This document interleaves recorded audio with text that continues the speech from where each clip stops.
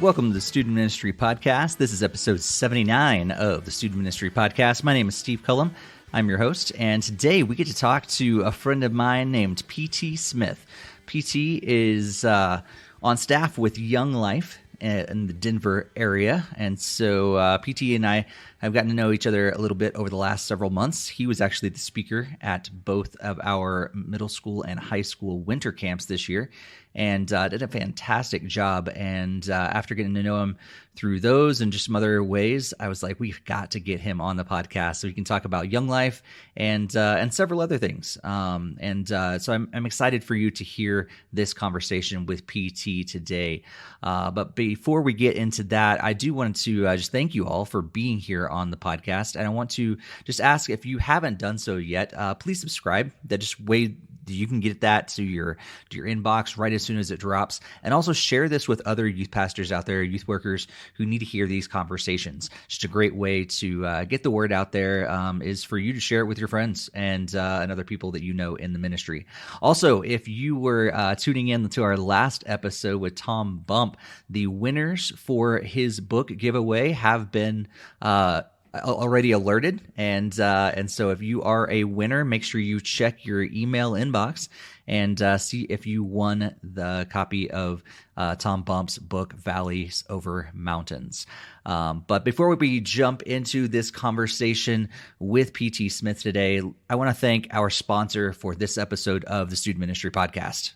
G-Shades is a youth ministry curriculum and teaching strategy focused on helping students see every life situation through the lens of the gospel. There's several options to fit everyone with 3 plans to choose from. This curriculum gives you the resources that you need to do what you do better. Do you need message outlines, a discussion guide, and a game? That's just $16 a month. If you're looking for a higher production value, including bumper videos, Instagram devotionals, and parent guides, that's $25 a month. And do you want an affordable youth ministry video curriculum that can help you increase your online reach during this pandemic? G-Shades has you covered for $36 a month. You will not find a better youth ministry video curriculum at that price point anywhere. G-Shades really sets itself apart by helping students see the gospel applies to every life situation that is out there. And if you want to find out more about Mike Haynes, the founder of G-Shades, you can check out episodes 32 and 55 of the Student Ministry Podcast. So go ahead and head over to gshades.org to download Season 3 of G-Shades Youth Ministry Curriculum. And be sure to use the promo code TSMPOD for the Student Ministry Podcast at checkout to get an extra 10% off. gshades.org and use the promo code TSMPOD. G-Shades, seeing life through the lens of the gospel. You can find the link for G-Shades in the podcast show notes. Thanks so much, G-Shades, for sponsoring this episode of the Student Ministry Podcast. And I also want to encourage you to follow us on social media if you haven't done so yet. We're at StuMinPod over on Twitter and at the Student Ministry Podcast, both on Instagram and Facebook. We would love your follow, and it's a great way to keep in contact with us here at the podcast. Also, head over to thestudentministrypodcast.com for our website, show listings, ways to subscribe to the podcast, ways to support the podcast if you want to financially, also ways to contact us and get on our mailing list. So head over to thestudentministrypodcast.com. All those links are going to be in the show notes, so you can head over there. But with all that out of the way, let's jump into this conversation with P.T. Smith.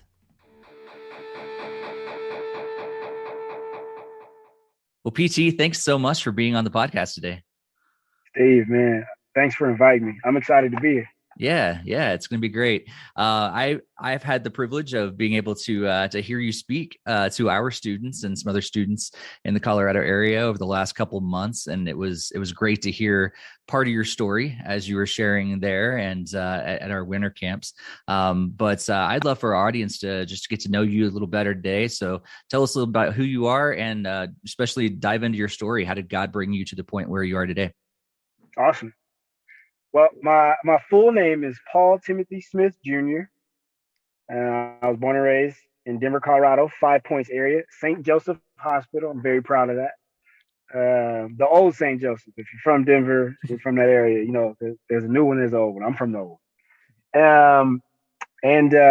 So I'm a junior. And so kind of the PT thing came about because as a kid, when I got old enough to get scolded for things, a lot of times me and my dad couldn't tell which Paul was in trouble, and so I took I took his kid name, which is PT, and it kind of stuck ever since. So that's where the PT comes from. And yeah, man. I grew up in the 5 Point area.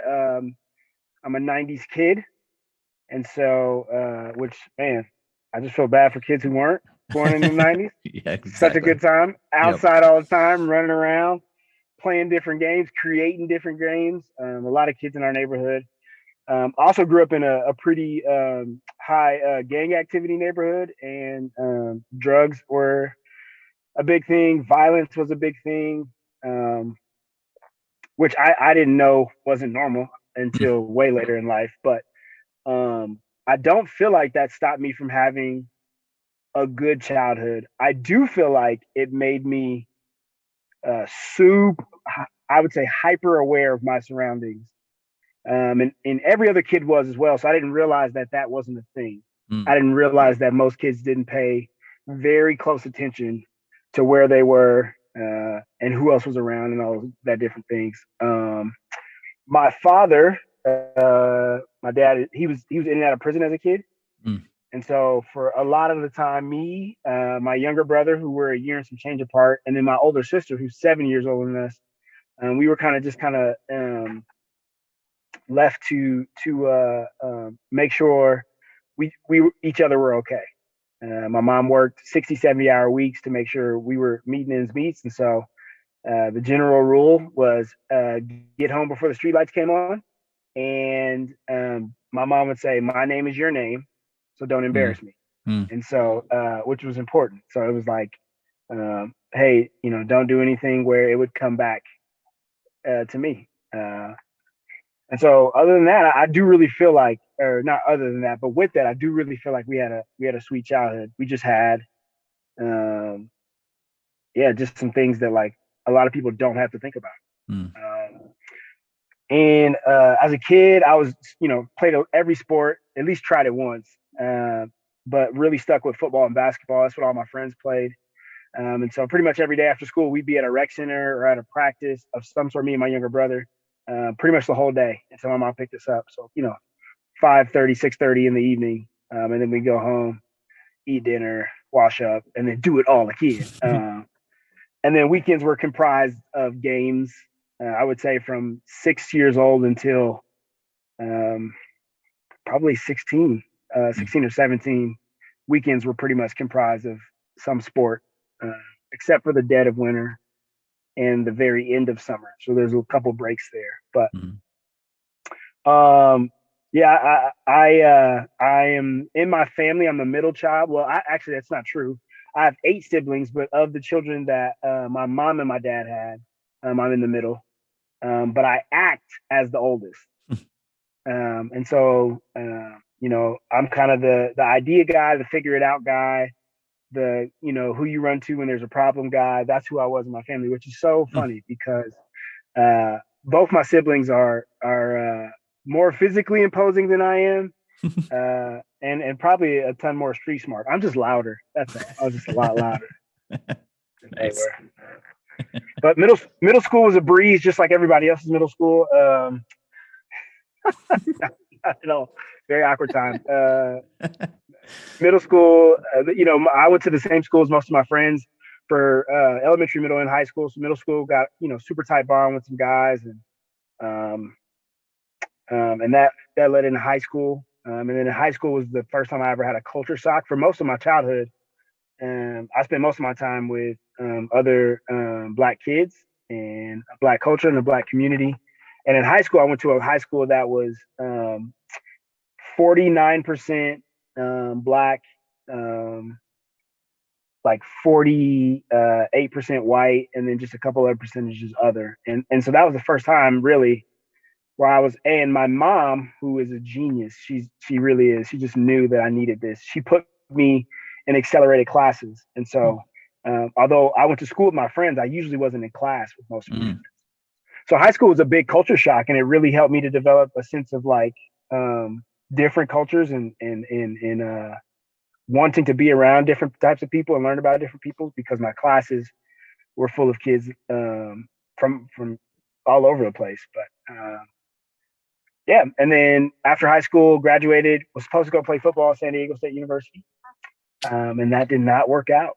I kind of blew it, and ended up coming back home. And throughout this process, in high school, I got connected with an organization called Young Life, which, you know, I'm pretty familiar with now. And I had a leader, my sophomore, junior, and senior year, Albus Brooks, who really loved on me well, prayed for me, prayed with me, and just showed me the ways of Christ, honestly. And when he heard, I didn't tell him, I was so embarrassed. When he heard from my mom that I was back from San Diego State, he came to visit me at the Panera Bread that I was working at on my lunch break. And he said, "Hey man, let's have lunch, but probably somewhere else, because you probably don't want to eat here."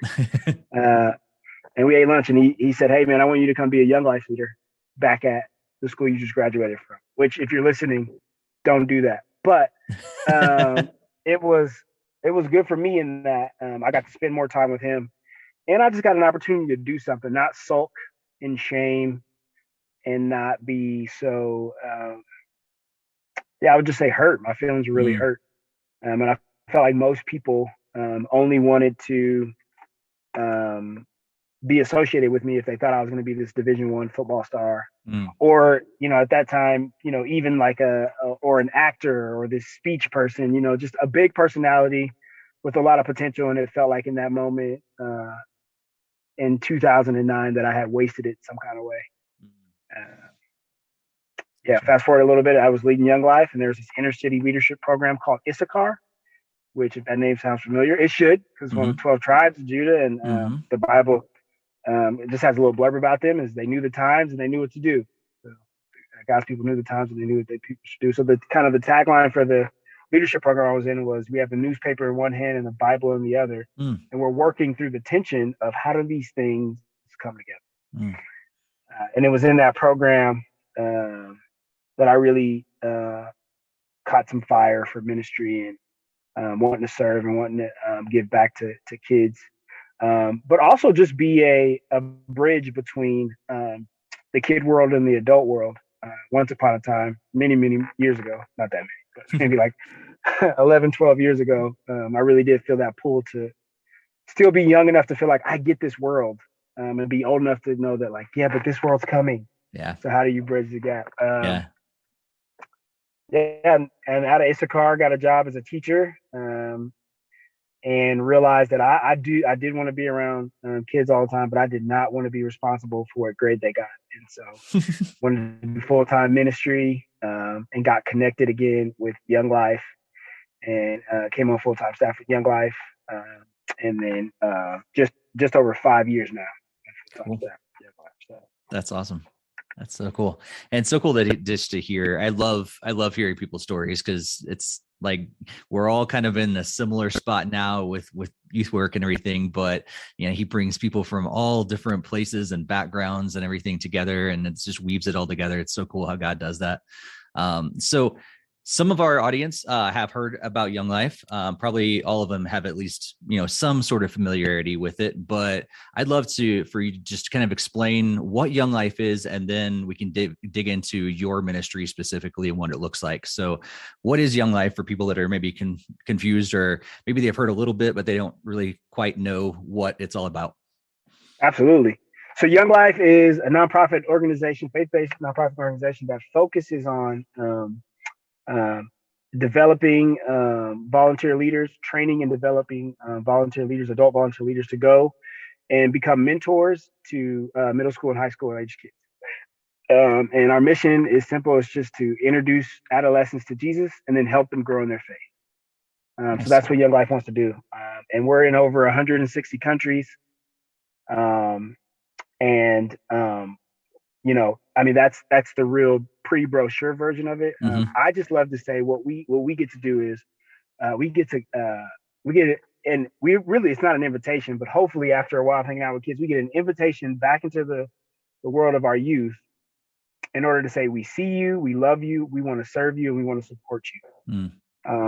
And so really, those are the things, the building blocks of of what we do at Young Life. My job specifically now is to kind of scope out and find adults and leaders who want to love on kids in a specific school area. So maybe there's a middle school down the road that doesn't have Young Life, and I go meet with maybe some parents or some administration or something like that, and just get just one person who says, this is yes, let's do this. And so then we start to try to build a community of folks around that, so we can start having folks love on kids or love on youth at that school.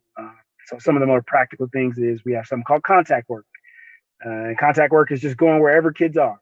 So if kids are at the arcade, you got adults who are there at the arcade, or at the basketball game, or at the football game, or in the lunchroom with a deck of Uno cards. Whatever it is, wherever kids are at, that's where Young Life leaders want to be. And you move from contact work into this thing called club. And club is just, just like a youth, another name for youth group, where you listen to music, you're eating, you're playing crazy games. And then kids get a 8 to 13 minute person of Christ talk or a testimony.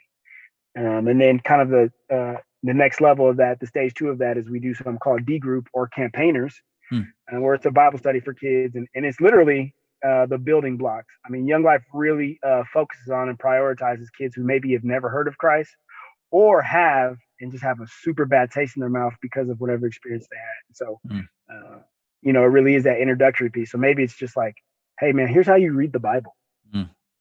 Or, hey, let's look at one figure of the Bible and follow their life and see what this is about. And then probably the most exciting thing, or maybe the most notable way people know about Young Life, is our camps. So we have all these multi-million-dollar camps across the country. Here in Colorado, we have 2 beautiful ones. One in Buena Vista, Frontier Ranch. I like to call that one the front porch. And then in Fraser, Colorado, just past Winter Park, we got Crooked Creek, which is home for me. Love those folks up there. If anyone from Crooked Creek, listen, I love y'all. But yeah, so and we do weekend camps in the fall and in the winter, and then we do week-long camps in the summer. And they are huge places of transformation, not just for kids, but leaders too. So that's cool. Yeah. I love one of the things that, I didn't grow up with Young Life, didn't really even hear about it. Did ministry out in the Boston area, and kind of learned a little bit about it out there. It wasn't really prominent, but since moving here to Colorado, I hear it all the time, and people talk about that's a lot of people that I've talked to say that was their introduction to Christ, was because Young Life was present. They were doing that contact work, and they were able to kind of invade their life as a teenager in a good way, and bring Jesus to them as a teenager. So that's really cool. So I got a bunch of youth workers out there, some of them maybe in Young Life, a lot of them probably working at a church or volunteering at a church. What are some of the ways that Young Life does kind of partner with churches and other organizations? Because me and you were talking kind of offline a little bit, you're connected with a lot of different organizations that are doing very similar work. So what's the bigger vision of all those partnerships? Yeah. So in Denver Metro Young Life, our vision is to expand the kingdom of God. And that sounds super broad. And I think that is every ministry's, honestly, their heart. I think how that plays out for us is we are more than willing to let go of our name and our kind of branding deal, or whatever that is, in order to fit more kids into the fold. And so what that looks like is we partner with churches, other ministries, and other organizations to say, hey, do you love kids in this community? Do you want to see them have transformation in their lives and an opportunity to thrive in their lives? Okay, cool. We do too. So how do we come alongside and kind of in an effort to make really heavy work, because this, right? Ministry is heavy work, and youth ministry, because that's what I'm particular in, is really heavy. Yeah. And so, I'm just not going to make the load heavier on me than I have to. So we're going to partner. We're going to say, hey, is there a ministry that somehow has a partnership with the state where they get bus passes for kids? Great. Listen, you're going to need kids for these bus passes. I have kids who need bus passes. Let's partner. For churches in particular, I think one of the biggest things for churches, and I would just love to say this, is that for any leaders of church, hey, Young Life is your friend, and one of the biggest compliments to your ministries, if there's a partnership available, I would say go for it. Because one thing I love about partnering with our churches is our job is to get kids into God's community.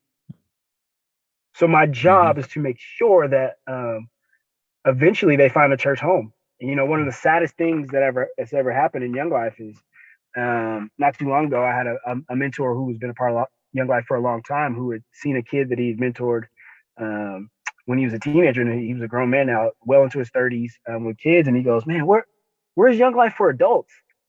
And my mentor said, "Hey, that's church. That's church." But Young Life without a vision for partnering with the churches around the community, that sometimes can happen. And so I know that I was always supposed to partner with churches. That's the whole point, is to take we're a parachurch. I'm just an arm or a branch of the church, the greater body. And so my job is to make sure that we're, after we introduce or after we help lead kids to the feet of Jesus, and the Holy Spirit does the work, we say, hey, here's this body or community. They can't all come to my church. And they're going to move around, and so they need to be in churches. And so that's one way that Young Life absolutely needs a church. And then what Young Life offers back to the church is free training for your people. Right. Yeah. We have, over the years, not that Young Life has perfected anything, but that folks in Young Life has worked really hard to build a pretty succinct and amazing way of training leaders on how to interact with people in ministry. And so if you don't have someone hired for that, or if you don't have someone with bandwidth to do that, and like I said, ministry's heavy, so usually you don't. Young Life people do that.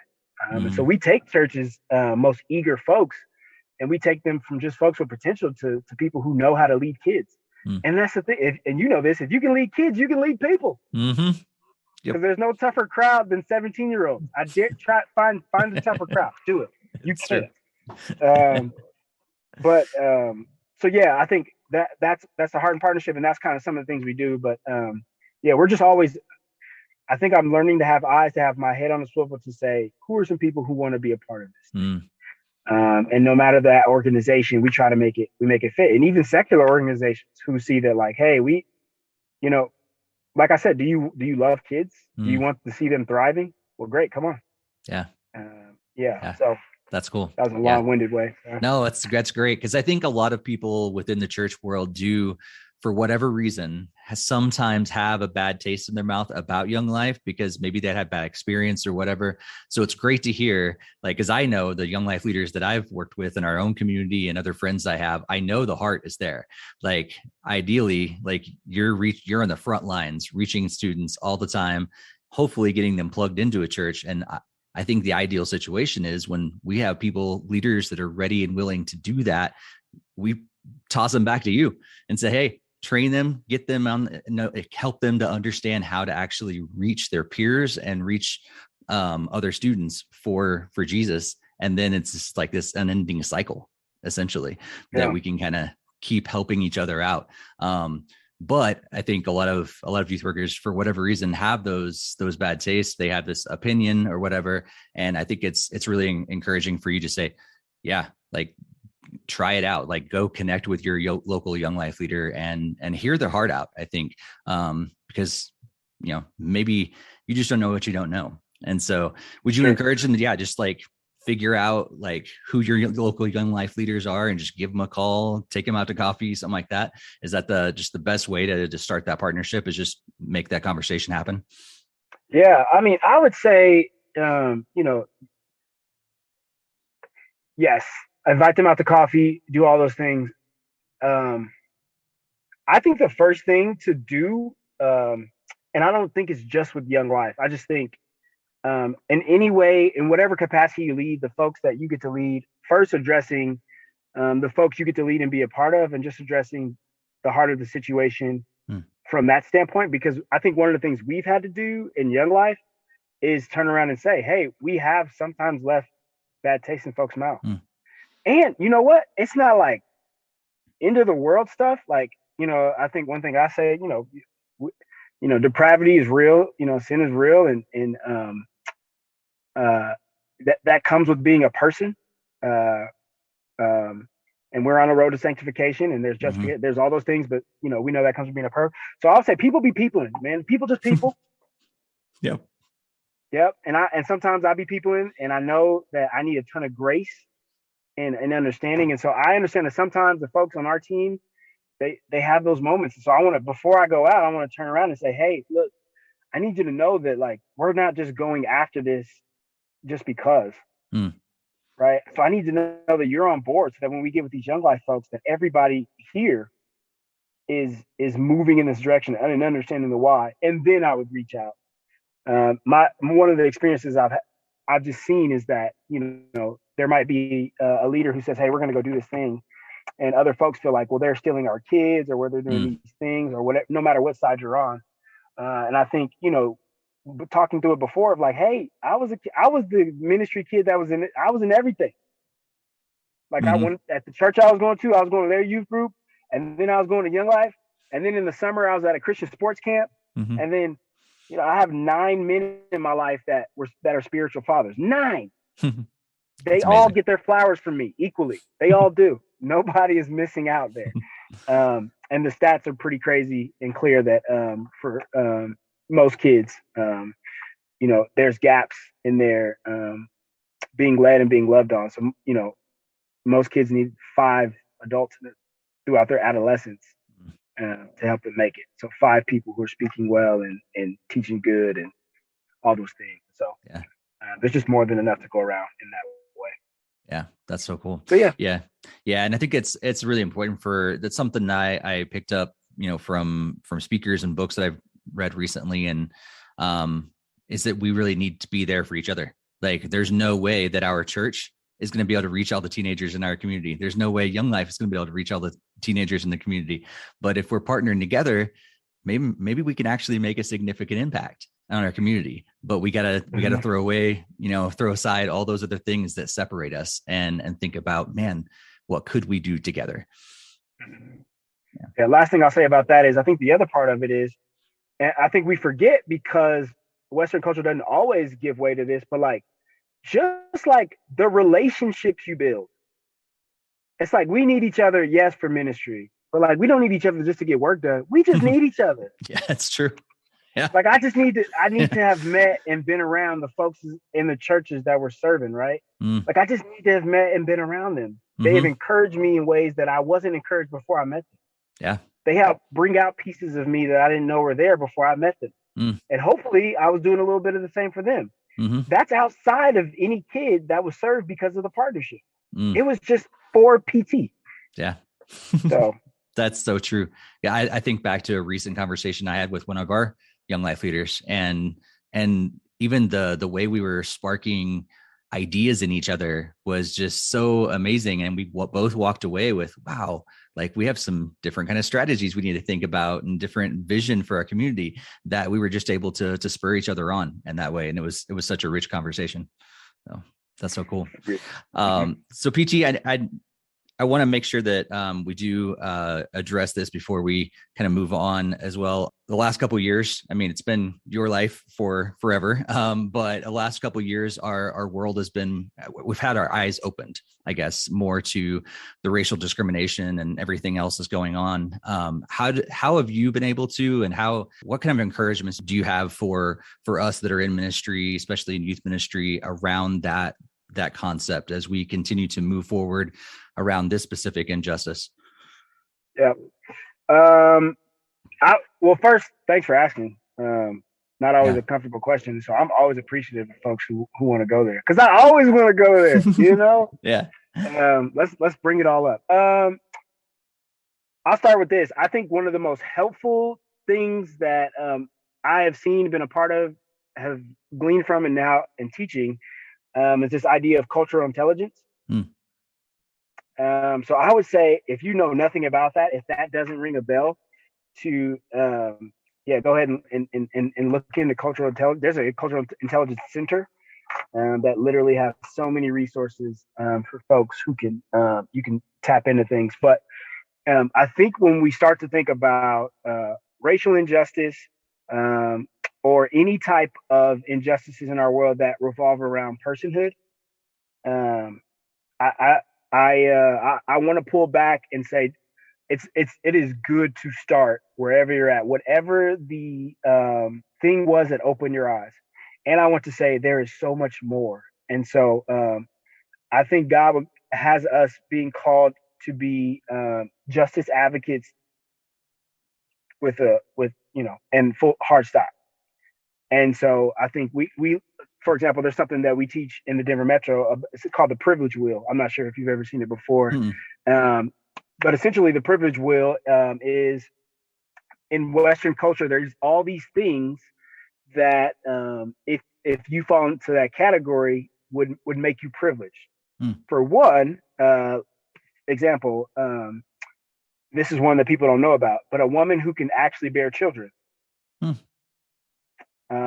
You have a privilege in our society, and then on the other half of the wheel, it shows people who typically are oppressed or judged because of whatever the opposite is. So a woman who cannot bear children, and so or even Western society standards on attractiveness.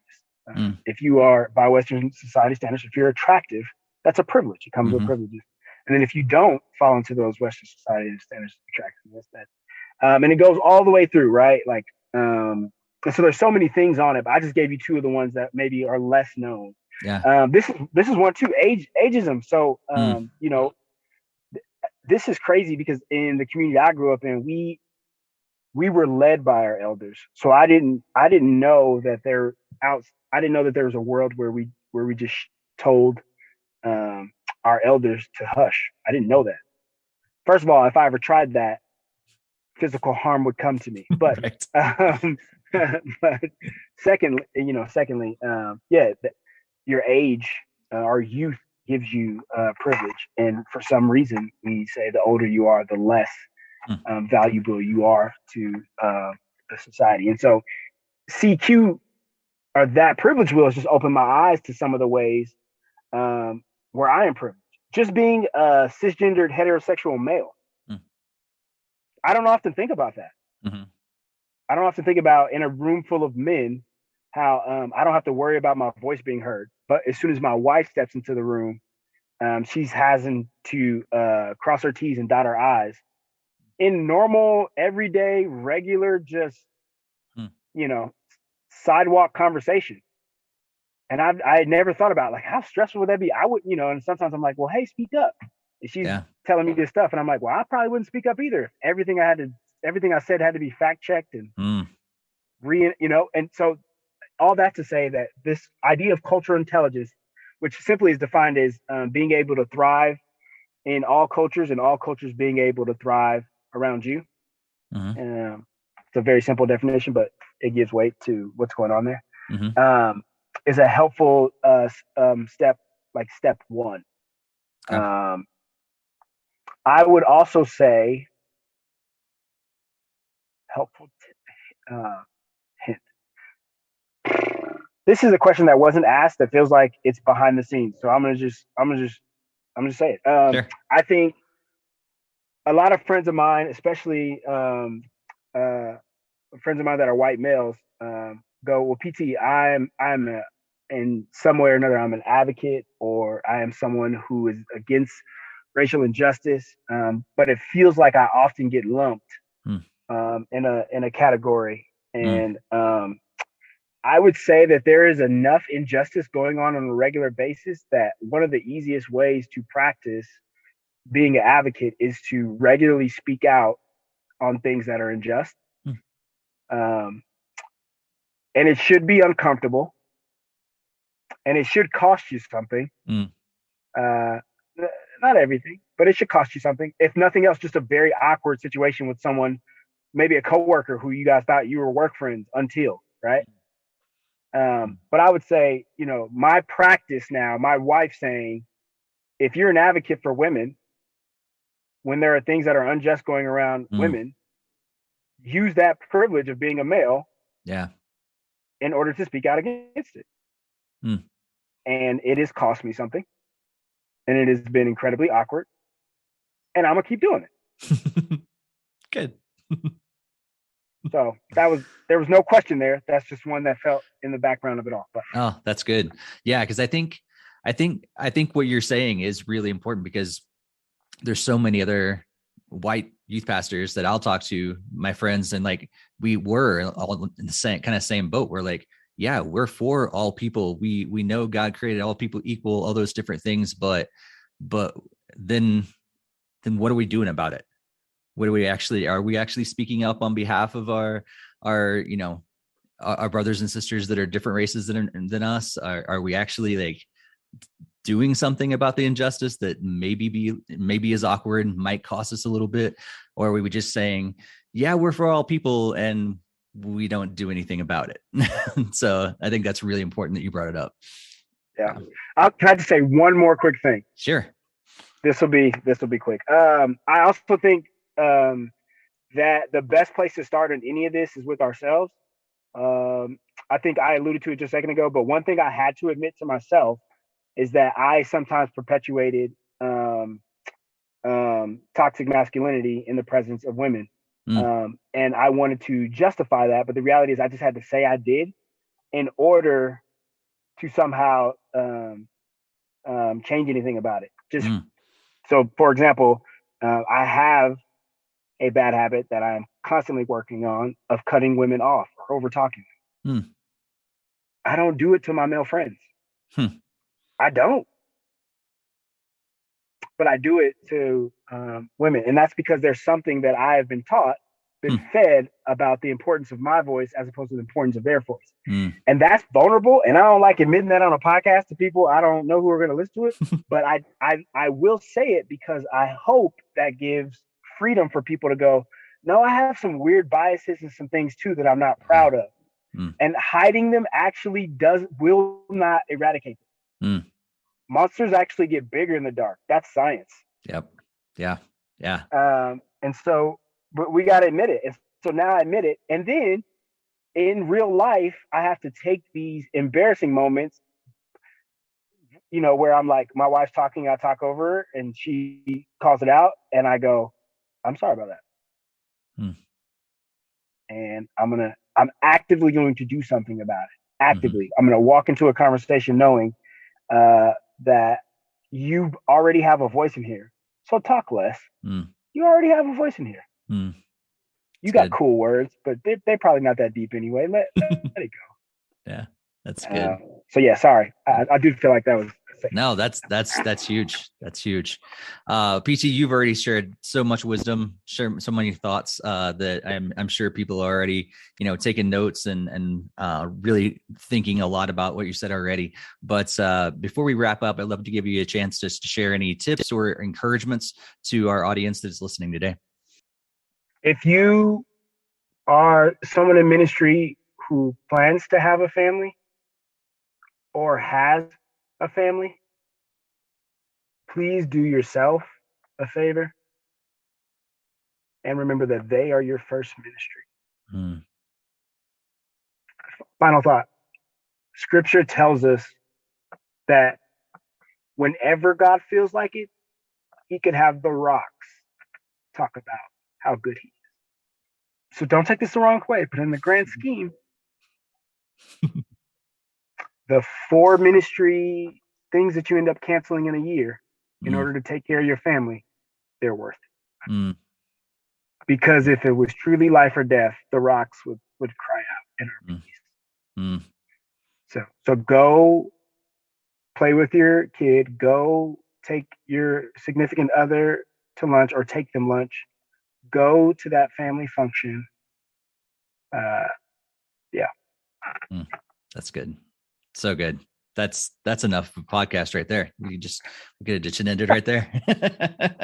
PT, I know people are going to pick your brain, maybe ask you some follow-up questions, anything like that. What's the best place for people to connect with you and ask you anything else? Yeah. Well, I know in this world, people usually have like the best Instagram handles or something like that. So I feel pretty old school in this, and like you can reach me on my email, man. That works. And that's pt@denveryl.org. Which I'm sure you'll put show notes, something like that. Yep. But yeah, just shoot me an email. I am a coffee guy, so if you're like, hey, I want to pick your brain, coffee. You can buy me coffee.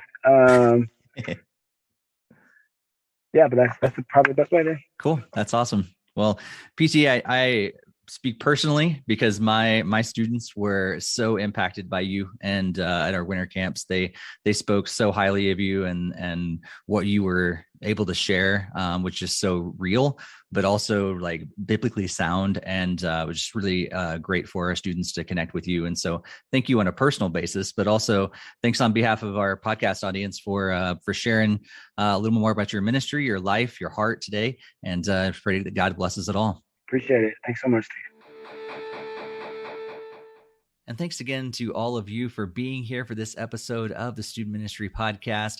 I know that you're going to want to get a hold of PT Smith, so make sure you hit up his email. That's going to be in the show notes as well if you didn't get a chance to jot that down. And make sure you pick his brain, ask him some follow-up questions, and also consider booking him at your next youth event. He was an amazing speaker for our students at our winter camps this year. Also, if you have not followed us on social media, please be sure to do that. Those links are going to be in the show notes as well. Also, there, you're going to find a link to G-Shades. G-Shades is the sponsor of this episode of the Student Ministry Podcast, and we are so grateful for them. Head over to gshades.org and use the promo code TSMPOD to receive 10% off your order. Thanks so much, G-Shades, for sponsoring this episode. Also, if you haven't done so yet, please be sure to subscribe to the Student Ministry Podcast on your favorite podcast app and share this with other youth workers that need to hear it. This episode in particular could be good for those that have questions about Young Life. And finally, if you like what you've been hearing on the Student Ministry Podcast, please be sure, if your podcast app allows you to, please be sure to leave us a positive review. That just helps us a ton, honestly. And it helps other youth workers find this podcast when reviews are left and they're positive. It just kind of helps it kind of rise higher and higher. And that just allows not us to be at the top of a list or anything, but it helps other youth workers find it when they're looking for a student ministry podcast. So if you like it, please be sure to leave a positive review. If you don't, that's fine. Contact us if you have any critiques, things that we can do better. We're always looking to make this better and make some improvements. But if you like what you hear, please be sure to leave a positive review. That'd be awesome. Thank you so much again for being here for this episode. We'll see you next time, and may God bless your ministry.